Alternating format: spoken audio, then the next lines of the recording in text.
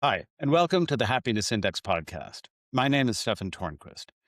I'm the co founder of Executive Summary Research and the lead author of the Global Workplace Happiness Report. I'm borrowing the host chair of the podcast from Matt Phelan to interview the academics and experts who've contributed to this report. Now, if you're a regular listener, you're going to know that one of the key questions that we like to explore is so what? Why does workplace happiness and engagement matter to an organization?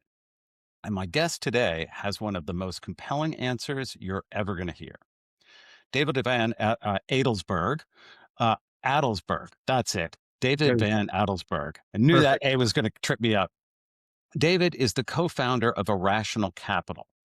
And together with a few colleagues, he's contributed an essay for the report that speaks to the sort of fundamental connection between workplace well-being and what I would call the granddaddy of all financial metrics, which is equity value.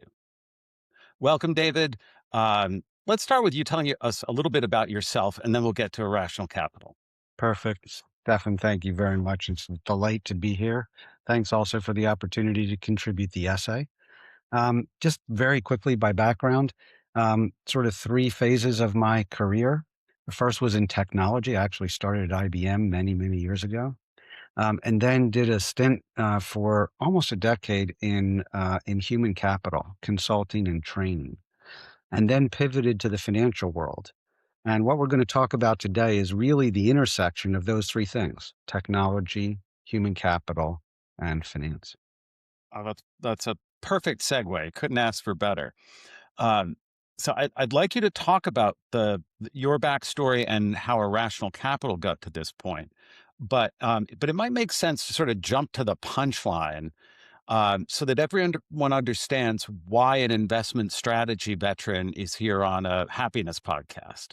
Can you give us the elevator pitch of Irrational Capital? Sure. Happy to. Um, throughout my travels all over the world and those who I spoke with, managers from the front line to the boardroom seem to all say the same thing, or certainly most of them, which is people are our most important asset. And so we thought basically, if that's true, could we measure it? Could we quantify it in a confident way, in a statistically significant way? And would it be possible to then, if there was actually a demonstration that there was a connection between the way people were treated and future equity value, could we make it investable? Could we create indexes that allowed people to invest in this most important asset that managers talked about just about everywhere? Mhm. Can you define equity value for us? Sure. I mean, if you think about equity value in the context of a public company, take take the number of shares, diluted shares, and multiply it by the stock price. So it's the total capital value of the company. Now, it's probably a little more complicated than that in terms of, you know, taking out debt and so on, but it's essentially the total economic value of the company. Okay. So so I feel pretty comfortable with my granddaddy of all metrics um, uh, statement. So let's take a step back. And in the essay, you mentioned that we hear this phrase, "People are our most important asset," on earnings calls and just about every day on CNBC, but or whatever the British equivalent is. Um, but you point out that human capital is typically viewed as an expense. Can you expand on how the financial community might overlook this asset, not see it in the same way, and how this was the germ for irrational capital? Yeah. I mean, it's pretty much what you've just said, which is, you know, if you look at a company's financial statements, where do you find the most important asset? It's on the income statement as an expense. And so if people are a most important asset, why do we not see it show up somewhere else? So it's accounted for as a cost. And this was sort of a trigger for us. I think the reason why it is, it's not that people don't understand. We just said most managers, 90, I would guess 99% of managers, say something to the effect of what I said earlier, but it's not easy to measure, right? Pick your favorite company, right? If we wanted to know the quantification within a confident way of the nature of human capital at that company, this year or the year before or the year before that, how are you going to know that? And the answer is the only way to know is to ask them and to have really solid data and very stable data. So you need the same questions over and over and over again so that you can actually do something very interesting with it.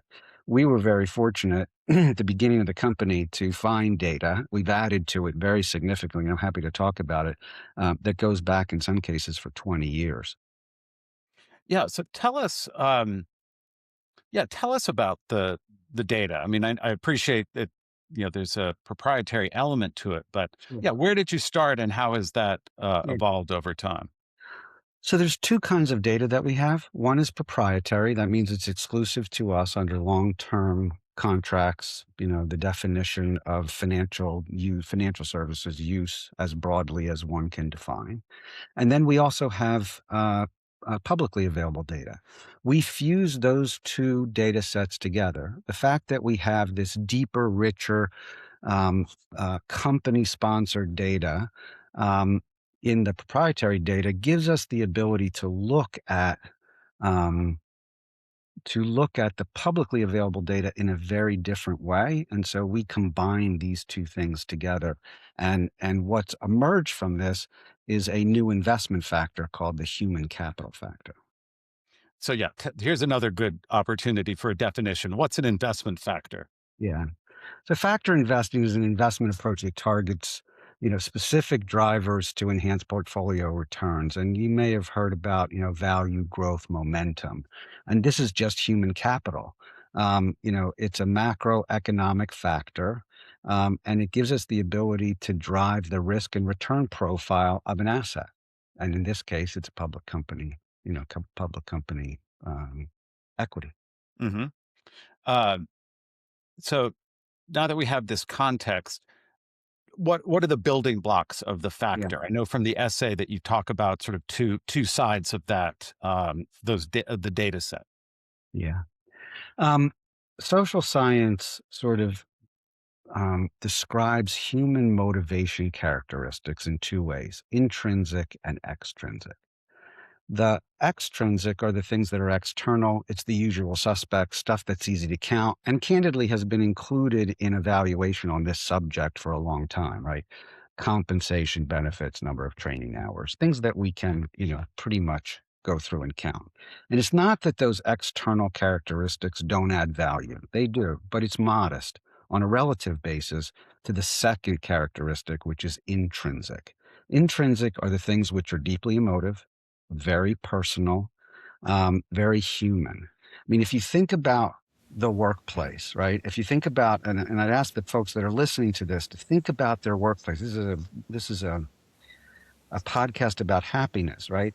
When we are connected to the organization in a meaningful way, the mission is bigger than us. We're feeling appreciated. There's a sense of pride. There's an emotional connection. We feel psychologically safe. There's trust. There's lack of bureaucracy. What happens? We give a little more. We help a colleague a little more. We lean in. There's this energy of leaning in. And I'm sure that there are folks listening that have been in the opposite situation, right? When those things aren't available, we sort of lean out. And so it's those characteristics that really light up the board. And when you look at best versus worst over a long period of time, the annual outperformance on the intrinsic side is quite remarkable, and that really lights up the board. So we don't have a house view. We don't think that A is better than B, that being connected is better than trust. We say all of it's really important, and we use 100% of the data, and we simply let the data speak. But the nature of the relationship, as defined by intrinsic and extrinsic characteristics, is really important, and it seems very predictive of future equity value. So well, you've just said, we don't have a house view, but I'm curious whether in how many years has it been? We started we first looked at the data at the sort of towards the end of 2017. So it's going on 8 years. I mean, we Okay, started so the in company in 2018. I just wonder if in those eight Almost nine. years, having observed some of the intrinsic values that whether you've learned anything that you didn't, have there been surprises and like, I really didn't, until we valued relationship or something, I didn't get its connection. I'll give you a couple of macro views, and then I'm going to give you a couple of very specific things that surprise us and that we see in the data. On the macro side, companies that are paying attention to this, where their employees are reporting that they feel this level of connection around pride and autonomy and trust and so on, those companies simply perform better. And I'll give you an example. Those companies going into COVID that were well positioned outperformed. Uh-huh. And the thing that sort of lit up the board at that time was feeling sort of protected, right? The company had my back, right? I'm safe. As COVID crested, what we saw in the data was very interesting is that there was a shift. And the shift was I wanted some agency, right? I wanted to have some autonomy to be able to make decisions on my own. And companies that were very well positioned there did extremely well. So, what surprised us the most was first that the intrinsic stuff was so clearly important. Hmm. Um, and the fact that compensation, right? We don't go to work. Like, do we wake up in the morning and say, okay, today, let's see, I make X number of dollars divided by the number of days. That's X number of dollars a day. No, we go because we love our colleagues. We love what we're doing. We feel as though it's important. We have a sense of pride. We like the name on the brand. We love telling people about it. All the things from the happiness research, Hmm. right? There's a connection, there's meaning, there's purpose. Those things are important, and we're simply trying to measure it. It's so interesting. So to the skeptical CEO, the same CEO who says that people are their most important asset, of course, but to the skeptical CEO, pride, transparency, even trust sound like soft metrics. Yeah, they do. Um, how do these matriculate into statistically significant data points that feed your, I'll call it an algorithm, but I'm sure it's Yeah, something else. into the factor. I mean, look, the whole why do we start? Why are we doing this? Well, I wanted to demonstrate with unequivocal evidence that when you treat people well, you get a good outcome. And the good outcome is not a soft thing. The good outcome is the very hard, sharp edge of better financial performance. And so folks can take a look. We have an index, which is our large cap index. And there's actually an ETF that's predicated on that. The ticker is HAPI, sort of apropos for this podcast. And over 3 years, since its launch, it outperformed. It's about, I can tell you as of February, I'm going to pull the numbers up. I don't remember exactly, but I have them here in front of me. On the 3 year side, whoops, hold on one second, over 150 basis points annualized. Um, yeah, it's 171 basis points annualized 3 years as the end of January. So, and that's predicated on a S&P replacement product. It is lined up statistically, correlation of 0.99, beta of pretty much close to 1 relative to the S&P, and it's outperformed over 3 years.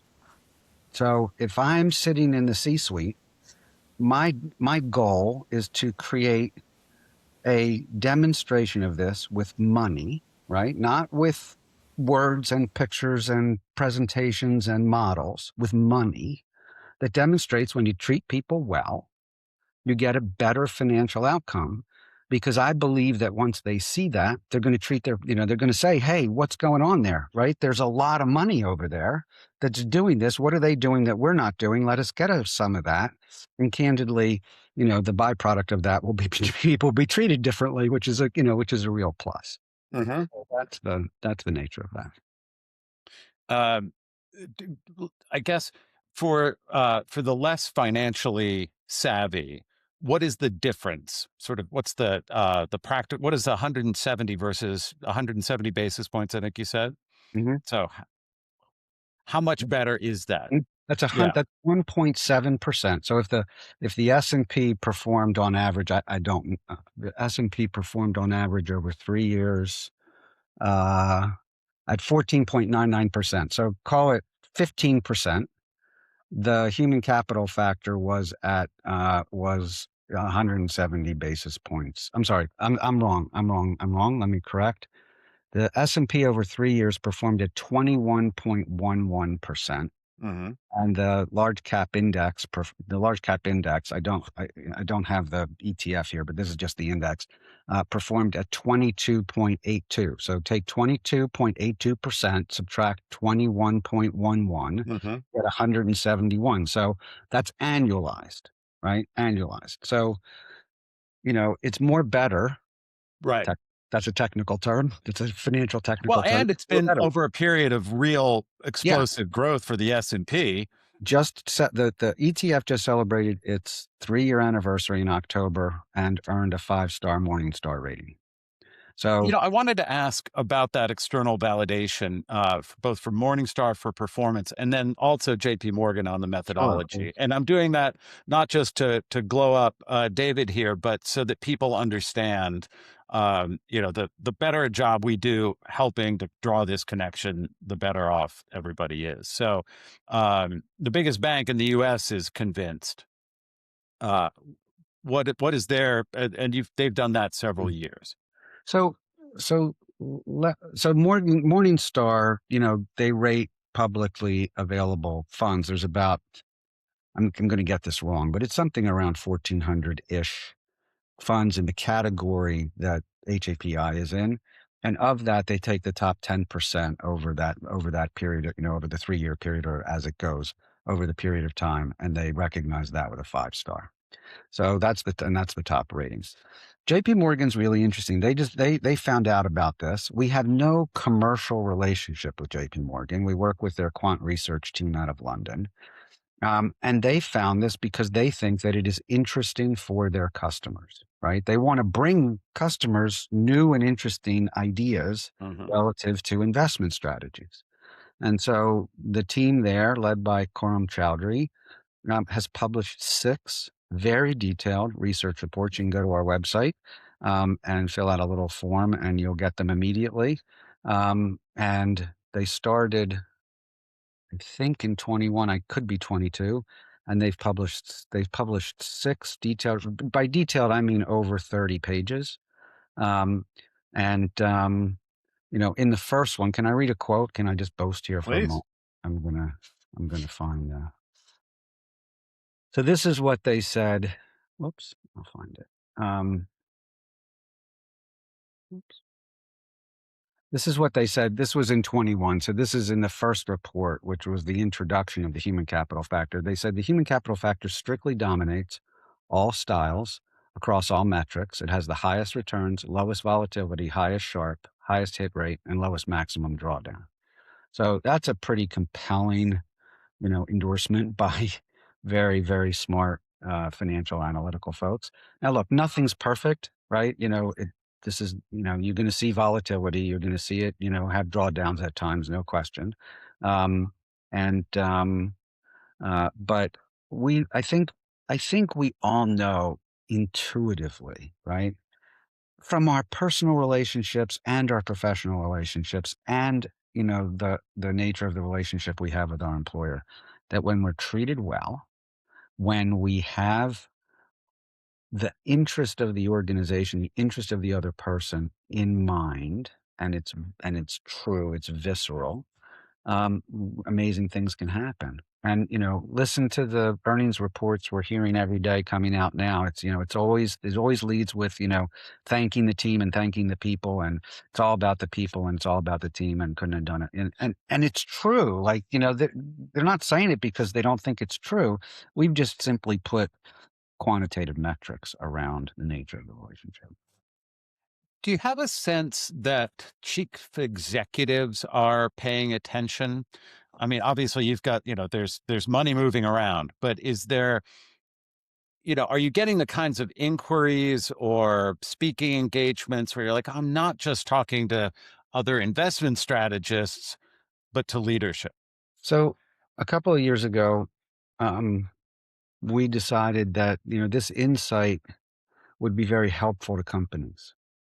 And so, I don't know if you know or your audience knows B Lab or B corporations, but Bart Houlihan was a co-founder there. Bart and I met many moons ago, and we were reintroduced when Bart, after I think 17 years as CEO of B Lab B Corp, decided he wanted to take a different role, and he joined us. And he's building the human capital factor ratings business where companies can come to us and we can provide them with a report to show them at a detailed level. There's a preliminary report that's pretty quick and easy and fast because the data has already been pulled from public sources, or we can actually do a bespoke version of this. And so, folks are very interested in seeing what they can do. And what I think is most interesting about this whole exercise and Bart's done just a magnificent job of building that, is for the first time, rather than just getting a report about the nature of the relationship between employers and employees in a survey, right? Mhm. And we got a 3.75, with this group, and we got a 4.23 with this group. Let's compare. This one's better. That one, survey data is a little self-referential in this regard, right? It's Mhm. like we're working to try to improve our survey results. Like, okay, that's good. I'm not, let's not knock it. Um, I think um, be I'd rather understand what I can do to improve my future equity value. And that's what this reporting allows. And it allows for, like, literally you get a chart that says that if you improve by this percentage, this is the impact that we would anticipate it having on your future equity value. Mhm. So I think those executives will find that really interesting, and for the first time, turn something that's soft into something that really has a very sharp edge. Uh, and so I suppose that what one would expect to see is less attention paid to those intrinsic factors that are so easy to measure, and we know that there is a cap on the impact of compensation. So less attention paid to those and more on these extrinsic motivators. Yeah, Um, I mean, you don't. I are you mean, seeing it yet? have we seen it? Yeah, Companies turning this way? yeah. We see companies that are clearly very good at it. Hmm. Really good at it, and they're rewarded for it. Do we see companies turning that way? Yes, there are companies that make a decision to improve their culture, right? This sort of fall, and we see this wonderful, in many circumstances, this wonderful trend where the human capital factor improves, and then the equity value is not so far behind. Hmm. So we're working on it, in terms of that kind of quantification. So yes, there's no question about the connection from our perspective.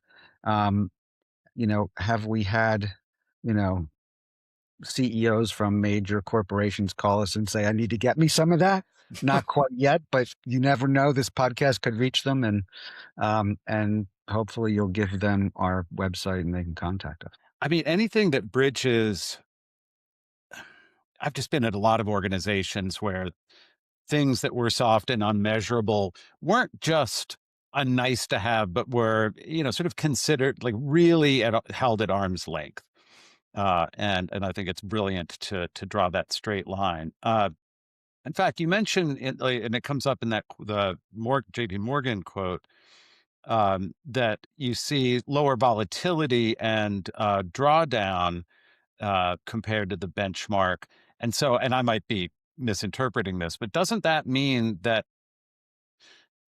treating people well acts as kind of a buffer against the negative, that not only are you able to grow faster, perhaps be more innovative, those things that psychological safety lends itself to on the way up, but it also cushions you against negative market factors?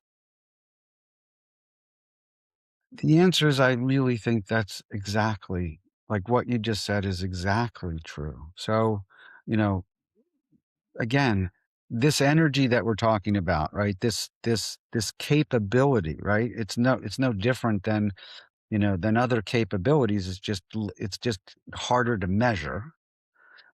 Really impact the nature of the outcome. And the answer, I really believe, is yes. If we could get it right, it's going to make a big difference. Is there anything you've is there anything about the data you wish you could have, either the regularity with which it's collected or the nature of it? Because I imagine as you're putting all these things together, you must say, boy, what would be great? Yeah, more. I mean, if there's anybody listening that has access to, employee survey data that they'd like to chat with us about, we have, we think we're building one of the most robust, um, you know, data, universes of this, data lakes of this. More is better. There's no question more is better. Um, we're happy to be proof points for folks who do this. So if you give us your data, we will show you what the alpha is within it, meaning the outperformance is within it. So, we're always interested in, we're constantly looking at and adding data. And that's very important to us. Um,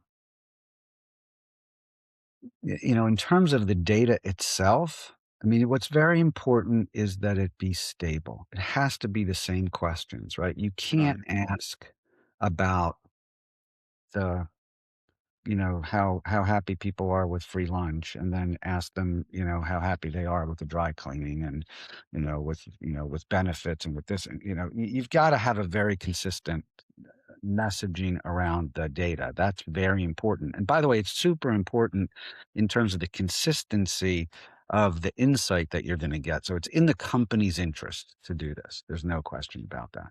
So if we could get more, more data, that would be amazing. And there is more data, there's always more data and in this mhm. day. Yeah, I Um, wonder about the cadence only because I know many organizations will do sort of yeah. Yeah, an it's annual temperature taking and so it's interesting, right? If you think about it, that, the employee listening process, the annual employee 360 listening process occurs annually, generally. There are some organizations and some tools and so on that, do it more frequently, but there's also the fatigue around that. mhm, Um, the other question is, not every company does it at the same time. So we get data constantly throughout the year, and one of the things that we're looking at right now is the periodicity, right? Because we're waiting until the end of the year to use it. We think that there may be some value. We've looked at it before. The half life of the data is about somewhere between 18 and 24 months. And the question is, if we use it a bit earlier, might that mhm. interesting. So that's a project. That's an internal research project we're on. That's interesting. Alright, so this is probably an unfair question to ask, but if a CEO um, wants to take this approach, the well-being approach to their equity value, um, but, they probably don't have a ton of budget for this kind of activity, um, although maybe they should. What's the first lever to pull internally, either with the board or with the one layer down? First thing they Um, should do is call us. I mean, well, of that's course, really the first thing they naturally. but I mean, if the question is what can you do that will have impact, right? I mean, this is not gonna be particularly blazing insight, but it's an important reminder. And I know in the happiness, world, there's a lot of these kinds of reminders. Um, the thing that I think is most impactful and the data says is most impactful, and we've seen it sort of, with frequency, is building an environment, building the nature of a relationship where folks feel appreciated, right? Feeling appreciated is very important, right? Who doesn't want to feel appreciated, particularly in the seriousness of the relationship between your employer and your employee. It's your life. It's your lifeline. You're spending a great deal of time there. It's a place where pride comes. I want to feel like I'm doing a good job. And, I'm not saying be Pollyanna about it, but to the degree that you can create an environment where appreciation is a centerpiece, it really matters. Well, and appreciation is something that you can really work with. Something like inspiration, believing in a company's values and purpose. Innovation. Go do some innovation Go for do me. some innovating. Not that it doesn't happen, but it's not easy to do, especially if you're in a No. traditional company that's been around for 40 years. Might not have the DNA to be like, we're going to go change the world. Well, actually, you did in the 50s. Whereas appreciation is something quite manageable, to use It's the word it's for it. something we can do. It's pretty straightforward. There's another thing that we found in the data that's very interesting, which is about alignment, right? So if I ask a question and the senior leadership team answers in a particular way, or women answer in a particular way, or people with tenure answer in a particular way? Do people further down the organization, or men, or people with shorter tenure answer the same way? And you can learn a lot from those gaps. Mhm. That makes a lot of sense. Are there any other lessons that we should capture before we move on? It, what's stunning about this work is it's so obvious. Right? I mean, like, we haven't talked about, I mean, yeah, we've used some, financial terms, but we haven't said anything that people don't know, right? Like, I'm not for the moment suggesting, that this is breaking ground on something, that we haven't discovered, you know, a new drug or, a new way to analyze data. Um, it's fundamental, right? And in the financial world, for those folks who understand finance, we talk about fundamental investors, right? People who look at the numbers and they build from the bottom up. I mean, our thought here is what could be more fundamental than human capital and people, if in fact those managers are all right and they say, and they're correct when they say people are our most important asset. Well, I would love to go down the route. I mean, thinking of some of the most valuable companies in the world that, to my lay vision, are not necessarily based in the fundamentals, and I'd love to know how they do on the HCF, but that's probably best left for offline. Yeah, Um, I mean, you can see the ones that we think are very good because they're listed in the ETF. So for mhm. large companies, you'll see, and um, some there'll be some companies that you'll see are not in there. Right. Yeah. So you don't do a name and shame of the companies that are at the other end of the No, HCF. no, no. I just invite them to call us because we can help. Fair enough. Well, David, it's absolutely fascinating and I think really compelling and important. Thank you, and thank Before you we for let you go, yeah, we sure. always like to end with a couple of questions, and the first of those is, what's making you happy?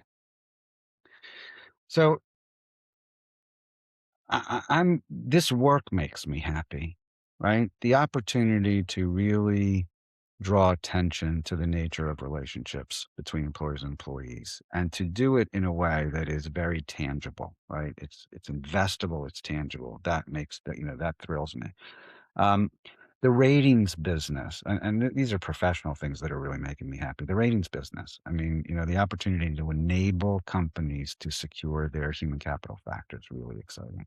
I'd like to bring more indexes to the market, so to have more ETFs. That's something we work on, and it's very rewarding. Um, and in about 2 weeks' time, we will be recasting the human capital factor, the large cap index, and it's always a joy to see that process because we get to see who's in and out, and what the Hmm. changes are and so on. And we also look at sort of the trend. So we get some insight from that. So that's always a rewarding moment. So is that always a January, all the data is in from 25, and Yeah. so now And the recast happens basically in early-ish mid-February.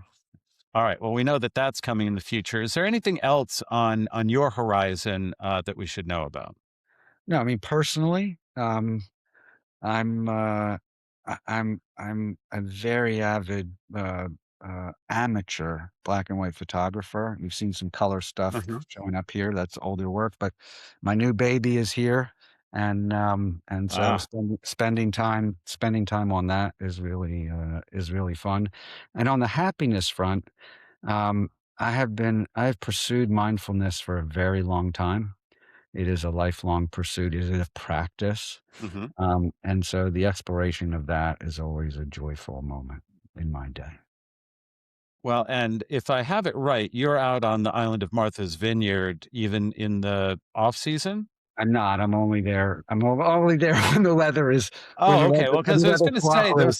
But those yeah, windswept beaches are a good there place for mindfulness, if there's not no just for staying question. warm. There's no question. This would have been an amazing time to be out there. So, and if anybody's out on the island at some point, just let me know and be delight to connect. Well, And David, thank you. we're outside of Philly. We're headquartered outside of Philly. So. Beautiful in its own way. Yes, for sure. Well, Thank thank you. you so much for your time. We Not at really all. appreciate it. And thank you all for coming and joining us today.